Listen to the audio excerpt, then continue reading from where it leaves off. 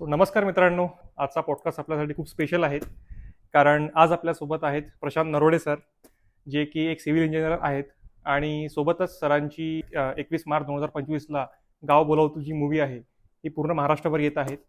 आज आपण सरांशी खूप भरपूर साऱ्या गप्पा करणार आहोत, सरांबद्दल जाणून घेऊ, सरांची जर्नी. तर सर, आम्हाला तुमच्याबद्दल सांगाल सर थोडं? माझा बेसिकली जन्म तर एमपीचा आहे, पण बॉर्न तिथला, पण ब्रॉटअप मी महाराष्ट्रातच झालो. वडिलांचं जे जॉब होता किंवा गव्हर्नमेंट सर्वंट होते ते, त्यामुळे त्यांचं सगळं महाराष्ट्रामध्येच त्यांचं पूर्ण सर्व्हिस गेली. तर त्यांच्यासोबत मग पूर्ण महाराष्ट्रभर 3-3 वर्षांनी ट्रान्सफर आमची व्हायची. तर वेगवेगळ्या ठिकाणी शिक्षण झालं, पण नंतर अल्टिमेटली आम्ही अमरावतीमध्ये सेटल झालो. तर अशा प्रकारचं आणि एज्युकेशन माझं जे झालं ते सिव्हिल इंजिनिअरिंग झालं, बॅचलर इन सिव्हिल इंजिनिअरिंग.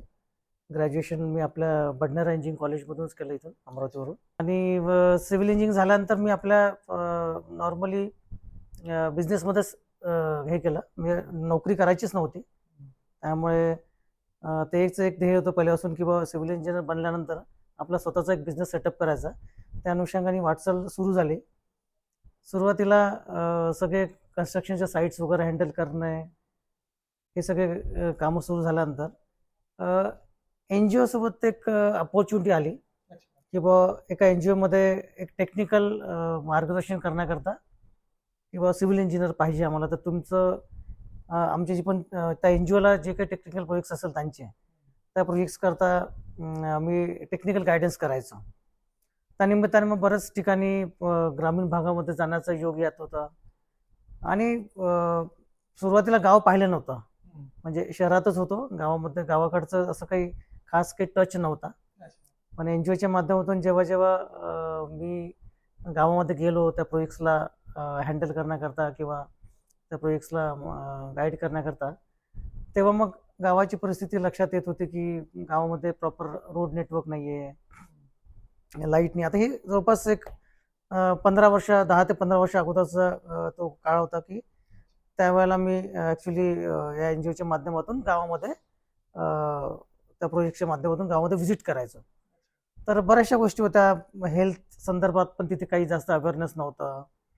नंतर मग पाण्याची कुठे सोय होती तर खूप जास्त अति पाणी होतं, तर तिथे पाणी वेस्ट जात होतं. आणि काही गावामध्ये असं होतं की पूर्ण गावच ओसाड पडलेलं, पाणीच नाही तिथे. अशा बऱ्याचशा गोष्टी होत्या. लाईट नव्हती तिथे. नंतर मग शेतकऱ्याचं पण जे जीवनमान पाहण्यात आलं, ते पण काही एवढं काही खास म्हणजे आता जेव्हा मी इंटरॅक्ट करत होतो त्यांच्यासोबत, त्यांचं म्हणणं होतं की बा म्हणजे दोन्ही दुष्काळ यायचे त्यांना. त्यांचं म्हणणं होतं की यावेळेला कोरडा दुष्काळ आला तर मागच्या वेळेला ओला दुष्काळ होता. तर शेतकरी बेसिकली हा दुष्काळातून जातोय असंच दिसत होतं सगळं. आणि या विजिट करता करता मला थोडंसं असं जाणवलं की गावामध्ये जे यूथ आहे, म्हणजे एज्युकेशनल फॅसिलिटीज दिसल्या नाहीत किंवा इन्फ्रास्ट्रक्चर जे होतं एज्युकेशनचं ते एक प्रॉपर दिसलं नाही. आणि गावामध्ये मग शाळांमध्ये कधी कधी शाळेला पण व्हिजिट व्हायच्या, उपस्थिती दिसत नव्हती मुलांची.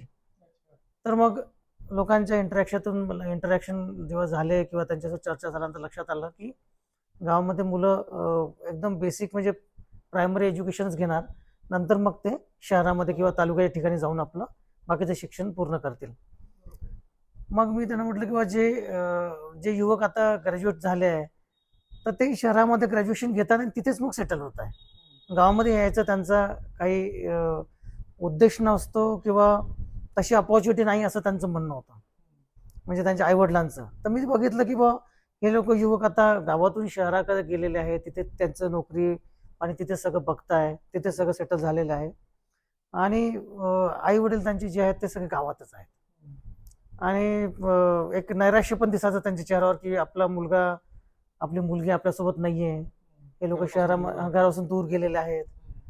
आणि ते अपेक्षा राहायची त्यांना किंवा ते बोलून दाखवत नव्हते, पण चेहऱ्यावरून स्पष्ट जाणवत होतं की बा त्यांना त्यांच्या मुलाचं किंवा मुलीचं म्हणजे अपेक्षित आहे की बा ते आपल्यासोबत असले पाहिजे.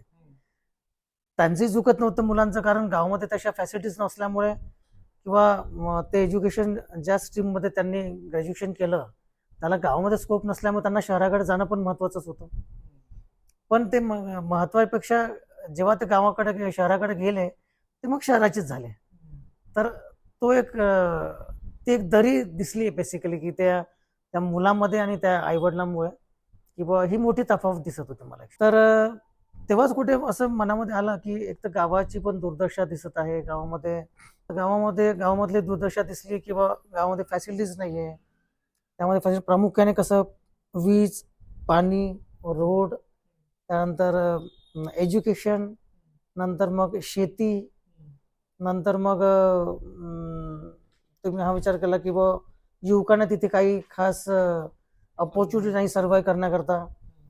तर या सर्व गोष्टी आहे गावाच्या. आणि इमोशनल जो महत्वाचा पार्ट जो आहे, की मुलगा मुलगी आपल्या आईवडिलांपेक्षा दूर जात आहे. तर तिथून असं जाणवलं की बा आपण असं करायला पाहिजे. तसं एनजीओच्या माध्यमातून आम्हाला एक ते डोक्यामध्ये होतं की एक स्मार्ट विलेज कसं असलं पाहिजे. याच्यावर आमचं ऑलरेडी प्लॅनिंग सुरू होतं. एक स्मार्ट विलेजच्या अंतर्गत गावामध्ये कुठल्या सुखसुविधा असल्या पाहिजे, काय म्हणजे एक स्मार्ट विलेज कसं दिसलं पाहिजे, तर ते आमच्या डोक्यामध्ये पहिल्यापासून होतंच. आणि त्या अनुषंगाने आमचं काम सुरू होतं. पण जेव्हा हा विषय दिसला, हा खूप मोठा विषय होता, की गावातील जे तरुण आहेत ते गाव सोडून शहराकडे जात आहे आणि गाव ओसाड पडलेलं आहे. त्यांचे जे वयस्क आई वडील जे आहेत ते एकटे पडलेले आहे गावामध्ये. मग एक संकल्पना अशी आली. माझं ऍक्च्युली मुंबईला नेहमी जाणं येणं राहायचं. तिथल्या मराठी हिंदी इंडस्ट्रीमधले, बॉलिवूड इंडस्ट्रीमध्ये परिचित पण बरेचसे लोक होते, पण ते फक्त मैत्रीपुरता होते. आम्ही म्हणजे तशा प्रकारचं मनात आणि काहीच नव्हतं की कुठे काही चित्रपटमध्ये आपण म्हणजे चित्रपट बनवायचा किंवा त्यामुळे फक्त आमची एक ओळख होती. या इंडस्ट्रीतल्या लोकांसोबत भेटायचो आणि फक्त आम्ही गप्पा करायचो. पण मग हा जो विषय किंवा हे जे मला लक्षात आलं, गावातली परिस्थिती, मी त्या टीम सोबत चर्चा केली. आमच्या मुंबईचे जी मराठी इंडस्ट्रीमधले काही टेक्निशियन्स आहे, त्यातला त्यात एक शांतनू भाके म्हणून कास्टिंग डिरेक्टर आहे. त्याच्यासोबत चर्चा झाली की यार अशी अशी परिस्थिती गावामध्ये आहे आणि याला कुठेतरी आपल्याला हायलाईट करणं गरजेचं आहे. कारण आई वडिलांमध्ये आणि मुलांमध्ये जी दरी निर्माण होते आहे ती खूप मोठी दरी आहे. आणि हे मला पण थोडंसं बेचैन करत आहे. बेसिकली डिस्कस केलं मग अशा अशा प्रकारचं आहे. मग यामध्ये कुठले मग असा विचार झाला की एक शॉर्ट फिल्म बनायची सुरुवातीला. एक शॉर्ट फिल्मच्या माध्यमातून आपण लोकांना अवेअरनेस द्यायचं की त्यांचं स्मार्ट विलेज किंवा आदर्श गाव कसं असलं पाहिजे, त्यात कुठल्या फॅसिलिटीज आपण इनकॉर्पोरेट केल्या पाहिजे. तर असंही ठरलं. नंतर मग कथानक परत तेच विचार मनात घोंगाळत होता की बा तरुण जो आहे तो शहराकडे चाललाय, त्याला गावाकडे कसं वळवता येईल. तर मग आमच्या ज्या डिस्कशन झाल्यात मुंबईला आमच्या टीम सोबत, तेव्हा मग रायटर पण आला, लेखक भेटला. लेखकाच्या माध्यमातून असं झालं की आता हे दोन विषय आपल्याला क्लब करायचे आहे. एक तर तरुण जो गावाकडे म्हणजे शहराकडे जात आहे त्याला आपल्याला गावाकडे कसं आणता येईल, आणि आपल्या गावाला समृद्ध केलं तर तरुण मे बी गावाकडे वळू शकतो. असं त्यातून थोडंसं एक निष्कर्ष निघाला. मग त्याच्यावर मग कथानक सुरू झालं की बा पहिल्यांदा आदर्श गाव कसं असलं पाहिजे. मग आदर्श गाव झाल्यानंतर मग ते समृद्ध पण झालं पाहिजे. समृद्ध केव्हा होईल, समृद्ध झाल्यानंतर मग तिथे युवकांकरता स्त्रियांकरता काही अपॉर्च्युनिटीज असल्या पाहिजे. तेवढं पण तिथे म्हणजे निर्माण झालं पाहिजे की बा गावामधली स्त्री जी आहे, गावामधले जो पुरुष आहे, त्याला पण काही काम मिळालं पाहिजे. बऱ्याचशा गावामध्ये आम्हाला असं दिसायचं की बरेचसे जे म्हणजे आता पुरुष मंडळी आहेत ते आपलं दिवसभर शेतीचे कामं केल्यानंतर मस्त आपलं टाइमपास करत गावात बसायचे. चांगलं पण एक पर्यंत, पण रोजगार नसल्यामुळे काय होतं की मग आपण त्या गावाचा विकास खुंटतो आहे, मला माहिती आहे. रोजगार त्या गावात नसल्यामुळे ते लोक एंगेज राहत नाही आणि मग ते रिकाम्या गोष्टीकडे आपलं लक्ष टाकतात आणि मग प्रत्येकांच्या मग काहीतरी उणीवा काढत राहतात की बा शाळेचं असंच आहे, ही उणीव आहे, शेतीमध्ये हे काहीच नाही, ही उणीव आहे. तर ती गोष्ट आहे. बेरोजगारी असली म्हणजे मग लोकांचं रिकामं डोकं असते, रिकामं मन असते. त्या माध्यमातून ते लोक मग निगेटिव्हकडे जास्त वळतात आणि निगेटिव्ह गोष्टी जास्त गावामध्ये मग चर्चेला जातात आणि विकास खुंटतो. मग ही गोष्ट मला जाणवली. तर आम्ही विचार केला की बा गावासोबत तरुण अशी कथानक घेऊन आपण गाव बोलावतो. म्हणजे तरुणांकरताच बेसिकली ती हाक आहे की तुमचं गाव तुम्हाला बोलवत आहे. तरुणांनी शहरात जाण्याला आमचं काहीच म्हणजे ऑब्जेक्शन नव्हतं किंवा अजूनही नाही आहे. कारण ज्याला जिथे अपॉर्च्युनिटी मिळेल त्यांनी तिथे जायला पाहिजे. त्याच्या शिक्षणाचा उपयोग, पुरेपूर शिक्षणाचा उपयोग घेतला गेला पाहिजे. पण जसं आता मी एक्झाम्पल देईल की बा आपला जो भारतीय आहे हा अमेरिकेत जाऊन पण सेवा देतो आहे. तो मग डॉक्टर असो, तो सॉफ्टवेअर इंजिनियर असो, तो जाऊन तिथे सेवा देतोय, पण तो शिकला इथेच आहे. म्हणजे त्याचं जे टॅलेंट आहे तो अमेरिकेमध्ये त्यांचे सॉफ्टवेअर घडवण्यामध्ये किंवा तिथलं मेडिकल इन्फ्रास्ट्रक्चर जे आहे ते घडवण्यामध्ये म्हणजे तो तिथे स्पेंड करतोय. तर आपला जो शहरातला तरुण आहे त्याचं एज्युकेशन आहे, त्याचं जे नॉलेज आहे, त्याचं जे स्किल आहे ते आपलं गाव सुधारण्यामध्ये किंवा गाव समृद्ध करण्यामध्ये का नाही करू शकत, हाच विचार आहे. आणि त्यांनी तेवढाच वेळ द्यायचा आहे. आपण हे नाही म्हणणार की बा त्यांनी आपली चांगली नोकरी किंवा चांगला प्रोजेक्ट सोडून गावातच सेटल व्हायचं आहे. ऍटलिस्ट तो गावामध्ये अजून मधून जाणं येणं राहील त्याचं आणि गावाकडे लक्ष राहिलं तर त्याच्या एज्युकेशनचा, त्याच्या स्किलचा, त्याच्या नॉलेजचा गाव समृद्ध करायला, गाव डेव्हलप करण्याकरता खूप मोठा फायदा होऊ शकतो. हेच बेसिकली दाखवायचं. आणि त्याची या निमित्ताने त्या तरुणाची गावासोबत असलेली जी नाळ आहे ती जुळून राहील. त्या तरुणाची असो की तरुणीची असो, शेवटी म्हणजे दोघं युथ आहे आणि त्यांचं जे नॉलेज असेल किंवा कारण बघा जे आता वयोवृद्ध स्त्री पुरुष आहेत गावातले, त्यांच्याकडे आपण जास्त अपेक्षा करायला पण नाही पाहिजे आता, कारण त्यांचं आता वय झालेलं आहे आणि त्यांनी भरपूर गावाकरता दिलेला आहे, आपल्या कुटुंबाकरता वेळ दिलेला आहे. पण आता तरुणांचं कर्तव्य आहे की त्यांनी आपल्या कुटुंबाकरता तर द्यावंच, पण आपल्या गावाकरता पण काही दिलं पाहिजे. कारण त्याच गावातून हे तरुण शहरामध्ये आलेले आहेत. तर आपल्या गावाकडे त्यांचा कल असला पाहिजे, त्यांचं नॉलेज, त्यांची स्किल गावाकरता उपयोगात आणल्या गेली पाहिजे. आणि याच माध्यमातून आम्ही हे कथानक बनवलं मग. आणि टायटल पण आम्ही तेवढंच आम्ही इनोसंट ठेवलाय, निष्पाप टायटल ठेवलाय की बा गाव बोलावतो, याच्यातच सगळं दिसून येतं की बा गाव तुम्हाला बोलवत आहे. मग कोणाला बोलवत आहे, कोणाला खुणवत आहे हे त्याने त्याचं ठरवायचं. तर अशा प्रकारे मग आम्ही त्याचं कथानक लेखकांसोबत, संकल्पना माझीच आहे. संकल्पना जे बायचेन करत होतं गावाची परिस्थिती बघून, तर ती संकल्पना लेखकांसमोर मांडली. लेखकाने त्याला मग त्याचं कथानक बनवलं, त्याचे डायलॉग, स्क्रीन प्ले वगैरे बनवलेत आणि मग आमची एक स्क्रिप्ट प्रॉपर तयार झाली. आणि मग आम्ही विचार केला की आता याला आपण शूट करायचं, याला आता एक चित्रपट बनवायचा. मग शॉर्ट फिल्म नाही बनवायची, ते कमर्शियल चित्रपट बनवू आपण त्याला, जेणेकरून कसं आहे की एक शॉर्ट फिल्म आपण बनवली किंवा आपण लोकांना फक्त एक नॉलेज दिलं तर तेवढं अपिलिंग नाही होत. पण आपण थोडं नाट्यमय पद्धतीने त्याला रंगवलं, त्याला मनोरंजनात्मक थोडंसं एक टच दिला तर लोकांना ते पाहायला पण आवडेल. आणि त्यातून आपला एक निष्पाप संदेश पण निघतोय, मग त्यातून तो पण लोकांना मग घ्यावासा वाटेल, 100% घ्यावासा वाटेल. कारण हे प्रत्येकाला बघा, माझं म्हणजे एक प्रामाणिक मत आहे की प्रत्येक तरुण तरुणी किंवा जो कोणी म्हणजे आहे, भारतीय असो की महाराष्ट्रीयन असो, प्रत्येकांच्या हृदयामध्ये आपल्या गावाबद्दल एक स्थान आहे. कारण त्याचं कुठे ना कुठे आपल्या गावासोबतचं एक नातं जोडलेलं असते.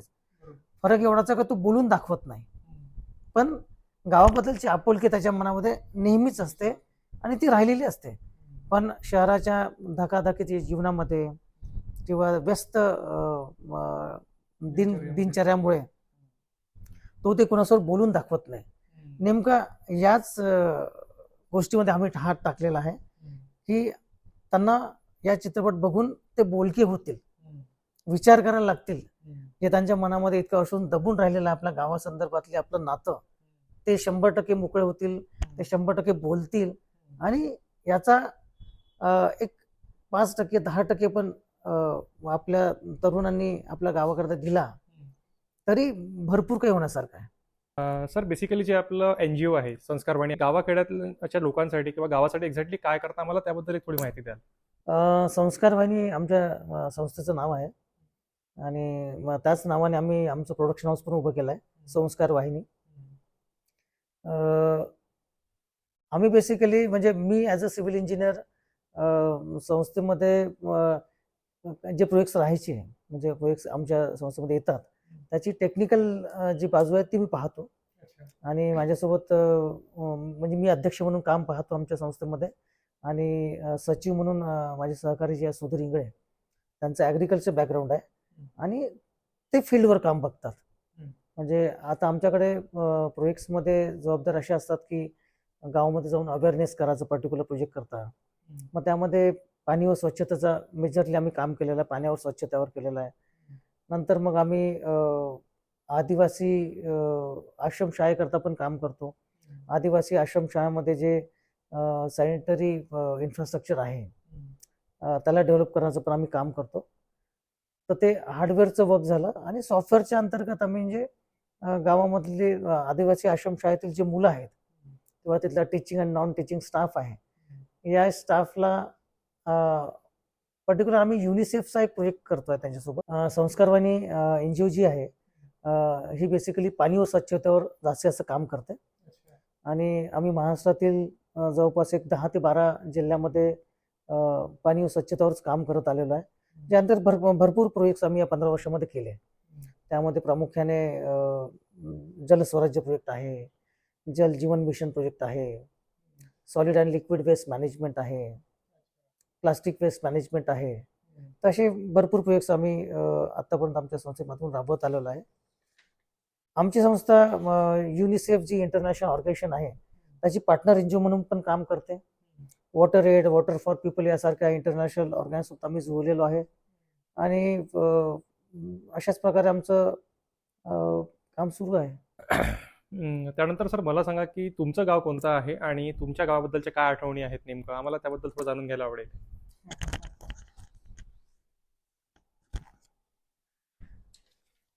माझं गाव ॲक्च्युली बुरहानपूर आहे. म्हणजे MP मध्य प्रदेशमध्ये आहे माझं गाव. पण माझं सांगितलं मी पहिले जसं सांगितलं मी माझा फक्त जन्म मध्य प्रदेशमध्ये झाला, पण माझं सगळं शिक्षण आणि ज्या काही गोष्टी आहेत त्या सगळं महाराष्ट्रामध्ये झाल्या. पण बुरहानपूरला आमचा एक वाडा आहे. तिथे माझे म्हणजे माझे चुलत भाऊ जे आहेत तिथेच राहतात. तर 6-6 महिन्यानंतर किंवा वर्षातून एकदा तरी बुरहानपूरला जाण्याचा योग येतो. पण ते पण एकदम खूप गाव नाही आहे. म्हणजे बुरहानपूर कसं एक ऐतिहासिक शहर आहे. तिथे ताप्ती नदी वाहते. पण तो गावाचा टच मला तिथे नाही मिळाला की म्हणजे आमची तिथे शेती पण आहे. त्या शेतीमध्ये जायचा पण योग यायचा, नदीमध्ये पोहण्याचा पण योग यायचा. ते बालपणी त्या सर्व गोष्टी केल्या गेल्या. पण थोडंसं एक विलेजपेक्षा टाउन स्वरूपाचं ते बुरहानपूर असल्यामुळे त्याला गाव नाही म्हणता येणार, एक टाउन प्लेस असल्यामुळे तिथे तो गावाचा तो टच नव्हता की म्हणजे गावामधलं जे परिस्थिती आहे ती डिफाईन नाही होत होती त्या शहरामध्ये. एक छोटं शहर म्हणता येईल बुरहानपूरला. पण आम्ही जाऊन तिथे एन्जॉय करायचो. म्हणजे नदीमध्ये पोहणे आहे, शेतामध्ये वगैरे जाणे आहे, हे सर्व आम्ही करायचो. पण नंतर मग शेवटी शिक्षणाच्या निमित्ताने किंवा वडिलांची जी सर्व्हिस होती त्या अनुषंगाने परत आम्हाला महाराष्ट्रामध्ये म्हणजे आम्ही 4-5 दिवसाकरता फक्त तिथे जायचो. पण मला खरी गावाची जी ओळख भेटली ती इथेच मिळाली म्हणजे महाराष्ट्रामध्ये. आणि आमची जी संस्था आहे, आमची जी NGO आहे, या माध्यमातून जे ग्रामीण प्रोजेक्ट्सला मी जोडला गेलो तेव्हा मला ॲक्च्युली गावाचा तो गावाचं वातावरण मला म्हणजे अनुभवता आलं. म्हणजे या संस्थेचे जे प्रोजेक्ट सुरू होते गावामध्ये त्या माध्यमातून मी खरा गावाला ओळखायला लागलो किंवा ते वातावरणाशी मी एकरूप झालो. त्यानंतर सर मला सांगा की गाव बोलावतो चित्रपटामध्ये कोणकोणते ऍक्टर्स आहेत आणि त्या ऍक्टर सिलेक्शन करण्यामध्ये तुमचा एक्झॅक्टली थॉट प्रोसेस नेमका काय होता? आता गाव बोलावतो या चित्रपटाकरता जे आता कास्टिंग करायचं होतं तर माझा जो सहकारी आहे तोच कास्टिंग डायरेक्टर असल्यामुळे आम्हाला जास्त काही फारसा म्हणजे अडचण तर नाही आली. पण ॲक्च्युली तो तेवढा त्याला काय म्हणतात की म्हणजे he is a very genuine casting director. त्यामुळे कसं आहे की कथानक बघून कोणते कॅरेक्टर आहे आणि त्या कॅरेक्टरमध्ये कोण जाऊ शकतो याची निवड त्याने शांतनुने खूप चांगल्या प्रकारे केली. त्यामध्ये मग आम्हाला आमचं आता आपलं जे कथानक आहे त्याच्यामध्ये एक युथ ओरिएंटेड असल्यामुळे त्याला एक तरुण म्हणून 3-4 ऑप्शन्स आमच्याकडे आले, पण त्यामध्ये भूषण प्रधान हा एक साजेसा वाटला. आणि सांगतो खरंच म्हणजे भूषण खरंच एक खूप मुरलेला अभिनेता आहे. शूटिंगच्या वेळेला त्याचा तो अनुभव आम्हाला आला, एक त्याच्यामधली जी मॅच्युरिटी आहे किंवा कथानक समजून त्याचा अभ्यास करून पात्राला कसं रंगवणं किंवा कॅमेराला सामोरं जाणे, त्याच्यामध्ये ती चांगली दमदार कला आहे. त्याचा अनुभव आम्हाला आला. गौरी नलावडे भूषणची पत्नी म्हणून आपल्या चित्रपटामध्ये आहे, तेवढीच हर हुन्नरी आणि टॅलेंटेड ॲक्ट्रेस आहे. तिचा रोल थोडा छोटा आहे, पण जेवढा तिने केलं तेवढं 100% तिने दिलं. त्यामुळे गौरीचं पण आहे. सगळे कलाकार सगळे आता आपल्याच्यामध्ये जो विलनचा रोल केलेला आहे श्रीकांतजी यादव यांनी, खूपच मुरलेला कलाकार, म्हणजे ज्याला म्हणतात ना की म्हणजे अभिनय रक्तामध्येच आहे. आता श्रीकांत यादव यांनी जी आपल्या चित्रपटामध्ये विलनची जी भूमिका केली आहे ती दमदार त्यांनी निभवलेली आहे. आणि त्यांचा जो रोल आहे तो खरोखर म्हणजे वाखाण्याजोगा आहे. त्यांनी खूप चांगला ऍक्ट केला आपल्या चित्रपटामध्ये आणि भूषणच्याच तोडीलाच त्यांची ऍक्टिंग आहे. जेवढं भूषणने एक सरपंचाची भूमिका निभावली आहे, शांतनुने जेव्हा कास्ट केलं किंवा भूषण प्रधानला आपल्याला आपल्या चित्रपटात म्हणजे आपल्या रोलमध्ये जातोय तो, तर त्याची कास्टिंगची निवड खरोखर मला खूप आवडली. कारण त्याने भूषण प्रधानला घेतलं, गौरी नलावडे, माधव अभ्यंकर ज्या अण्णा महाराष्ट्रावर फेमस आहेत, भूषणच्या वडिलांची भूमिका त्यांना दिल्या गेली. श्रीकांत यादव आहेत ज्यांनी विलनची भूमिका साकारली.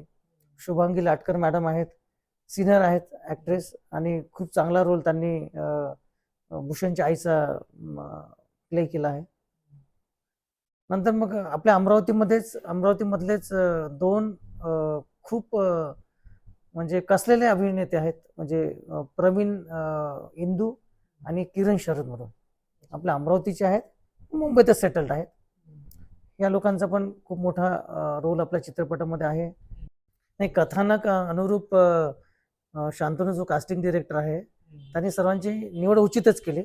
भूषण प्रधान, गौरी नलावडे, माधव अभ्यंकर, श्रीकांत यादव, शुभांगी लाटकर, अनिल कवस, प्रवीण इंदू, किरण शरद, प्रफुल्ल जोशी, हे सर्व कलाकार जे निवडले आपल्या कथानक अनुरूप, ते खरंच खूप साजेसे मिळाले आम्हाला.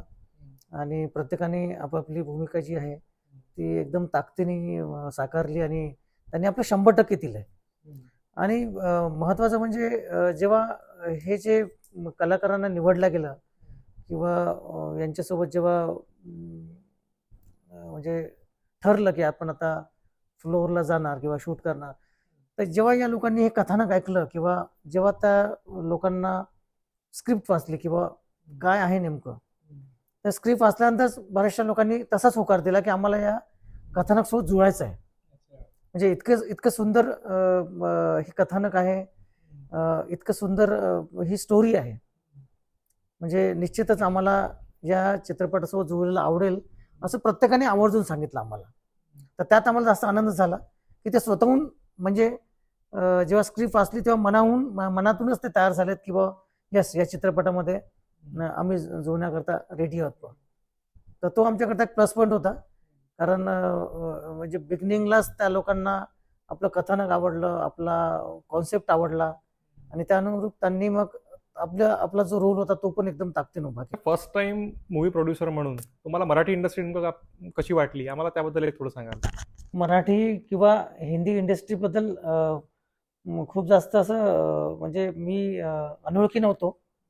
कारण माझी बरीचशी मित्रमंडळी जी आहे ती मराठीमध्ये आणि हिंदी फिल्म इंडस्ट्रीमध्ये ऑलरेडी कार्यरत होती. आणि एक मित्र म्हणून किंवा त्यांच्यासोबत एक आमचं बॉन्डिंग पहिल्यापासूनच होतं. पण मी इतकं डीपली कधी विचार नव्हता केला की या इंडस्ट्रीमध्ये येईल आणि चित्रपट वगैरे बनवणार आणि या सर्व प्रोसेसला सामोरं जाणार. आमचं एक फक्त म्हणजे जस्ट फॉर फन आम्ही भेटायचो, गप्पा टप्पा करायचो, ते त्यांचे अनुभव सांगायचे त्यांच्या इंडस्ट्रीमधले किंवा असं सुरू आहे. मी माझं बिझनेसबद्दल चर्चा करायचो. तर आमची फक्त चर्चा तेवढीच व्हायची. पण असं डीपली नाही आपण चर्चा करायचो किंवा सिनेमा कसा असतो, कसा बनवला जातो किंवा त्यामध्ये काय काय कुठले कुठले डिपार्टमेंट्स असतात. हे आत्ता म्हणजे जेव्हा निर्माता म्हणून यामध्ये एंट्री केली तेव्हा लक्षात आलं की याच्यामध्ये खूप म्हणजे अवाढव्य वर्क आहे आणि त्यातल्या त्यात खरोखर स्किलफुल वर्क आहे. म्हणजे असं नाही आहे म्हणजे आपण फक्त 1-2 तासाचा सिनेमा पडद्यावर बघतो, पण त्यामागे जो वेळ जातो किंवा जे टॅलेंट असतं म्हणजे जी स्किल लागते ती खरोखरच म्हणजे त्याला खरं सॅल्यूट आहे. कारण या इंडस्ट्रीमध्ये ज्याला टॅलेंट आहे तोच टिकू शकतो. निर्माता म्हणून जेव्हा यामध्ये एंट्री झाली तेव्हा असं कळलं की याच्यामध्ये भरपूर डिपार्टमेंट्स आहे वेगवेगळे. म्हणजे लेखकापासून म्हणजे याच्यामध्ये पण जसं आता आमच्या सिव्हिल इंजिनिअरिंगमध्ये कुठला प्रोजेक्ट असतो त्यामध्ये प्री टेंडर वर्क असतो आणि पोस्ट टेंडर वर्क असतात. म्हणजे टेंडर किंवा काम सुरू करण्याच्या अगोदर काही वर्क केला जाते आणि काम सुरू झाल्यानंतर पण काही वर्क असतात. तर यामध्ये पण तसंच असतं की बा जसं आपण चित्रपट बनवतो जसं जसं माझ्या प्रोजेक्टमध्ये म्हणजे सिव्हिल इंजिनियर म्हणून मी कुठला प्रोजेक्ट करतो तर त्यामध्ये म्हणजे जेव्हा आम्ही ॲक्च्युअल कन्स्ट्रक्शन करायला जातो त्याच्या अगोदरचं वर्क असतं म्हणजे त्याला प्री वर्क म्हणतात आणि काम जेव्हा आम्ही कन्स्ट्रक्ट करतो त्याच्यानंतरचं पण वर्क असतं त्याला पोस्ट वर्क म्हणतात. तसंच चित्रपटामध्ये आहे. म्हणजे आपण जेव्हा शूटवर जातो किंवा फ्लोअरला जातो त्याच्या अगोदर पूर्ण प्रिपरेशन केलं जाते की आपल्याला शूटिंग करता कोणत्या कोणत्या गोष्टी नेमक्या तयार करायच्या आहे किंवा प्रिपेअर करायच्या आहेत आणि त्यानंतर मग आपण शूटवर जातो. आणि जेव्हा आपण एक 35 दिवस 40 दिवसाचं जेव्हा शूट करतो शूटवरून परतल्यानंतर मग त्याला नंतरचं जे काम असतं त्याला पोस्ट प्रोडक्शन वर्क म्हणतात. तर ते पण एक वर्क असते म्हणजे याच्यामध्ये पण प्री आणि पोस्टचं वर्क असते आणि प्रीमध्ये पण भरपूर डिपार्टमेंट्स असतात आणि पोस्टमध्ये भरपूर डिपार्टमेंट असतात. शूटिंग लोकेशन्सला इतकी अवाढव्य टीम असते की जवळपास एक 100 ते 105 लोकांचा क्रू तिथे असतो. म्हणजे राईट फ्रॉम द डायरेक्टर ते नाही आपलं त्याला काय स्पॉट बॉय. शूटिंग लोकेशनलाच जवळपास 100 ते 105 लोकांचा आपला ग्रुप असतो. म्हणजे राईट फ्रॉम द डिरेक्टर ते स्पॉट बॉय पर्यंत. तर इतकी मोठी टीम असते इतकं मोठं सगळे हे तामझाम असते. बऱ्याचशा गाड्या असतात बऱ्याचशा लाईट्स इक्विपमेंट्स असतात व्हॅनिटी असते जनरेटर असते कॅमेरा असतो. तर या सर्व गोष्टी ज्या आहेत किंवा या सर्व डिपार्टमेंट सोबत खूप जवळून मला सगळं अनुभवता आलं. म्हणजे मी लकी आहे थोडासा उत्सुकतेपोटी मी प्रत्येक डिपार्टमेंट सोबतच त्यांच्यासोबत म्हणजे लोडबूड नाही करायचो पण त्यांच्यासोबत राहून समजून घ्यायचो की प्रत्येकाचं वर्क कुठलं आहे नेमकं आणि कोण काय करतोय कशा प्रकारे करतोय. असं मी प्रत्येक डिपार्टमेंट सोबत जवळून हे सर्व चित्रपट खूप जवळून अनुभवला की याची निर्मिती कशी होते आणि खूप सुखद अनुभव आला. दुःखदमध्ये असं म्हणणार की बा प्रोजेक्ट फार डिले झाला तर तेवढा आपला खर्चही वाढतो. पण आता कसं आहे फील्डवर या गोष्टी घडणारच फील्डवर या गोष्टी घडतातच की प्रोजेक्टमध्ये थोडंसं डिले झाला. आता काही अनफोर्सिन गोष्टी असतात ज्यामुळे प्रोजेक्ट डिले पण होतो तेव्हा आपला खर्चही वाढतो. तर त्याच्या व्यतिरिक्त बाकी अदरवाईज खूप सुखद अनुभव मला मिळाला. प्रत्येक डिपार्टमेंट सोबत खूप मजा आली. त्यांच्यासोबत जवळून त्यांचं काम बघता आलं आणि मी खूप एन्जॉय केलं ऍक्च्युली. गाव बोलावतो हा चित्रपट प्रत्येकाने का बघावा सर याबद्दल तुम्ही काय सांगाल? गाव बोलावतो हा जो चित्रपट आहे गाव बोलावतो का बघावा हा चित्रपट का बघावा तर मी एवढं सांगू इच्छितो की महाराष्ट्रात असो की भारतात असो जी व्यक्ती आहे त्या व्यक्तीच्या हृदयामध्ये आपल्या गावाबद्दलची एक ओढ आहे एक नाळ जुळलेली आहे आणि प्रत्येकजण आपल्या या व्यस्त दिनचर्येमध्ये आपल्या गावाबद्दल किंवा आपल्या गावाबद्दल असलेल्या आपुलकीबद्दल उघडपणे बोलत नाही. हा चित्रपट बघितल्यानंतर त्याला त्याचं मन मोकळं करण्याची संधी मिळेल हे मी तुम्हाला निश्चितच सांगतो. म्हणून हा चित्रपट बघावा 21 मार्च 21 मार्च रोजी गाव बोलावतो हा, म्हणून हा चित्रपट नक्कीच बघावा. त्यामुळे 21 मार्चला हा चित्रपट जरूर बघावा, गाव बोलावतो. तर आपण आता कार्यक्रमाच्या अंतिम टप्प्यामध्ये आलो आहे. सरांनी आपल्याशी छान गप्पा सांगितल्या, सरांनी सरांचे अनुभव सांगितले, त्यानंतर त्यांच्या फील्डवर्कच्या काय मेमरीज होत्या. प्रत्येकाने माझं म्हणणं आहे की 21 मार्चला महाराष्ट्रामध्ये गाव बोलावतो हा मूवी प्रत्येकाने आवर्जून बघावा हीच विनंती. आणि धन्यवाद सर तुमच्या वेळेबद्दल. Thank you so much sir. Thank you.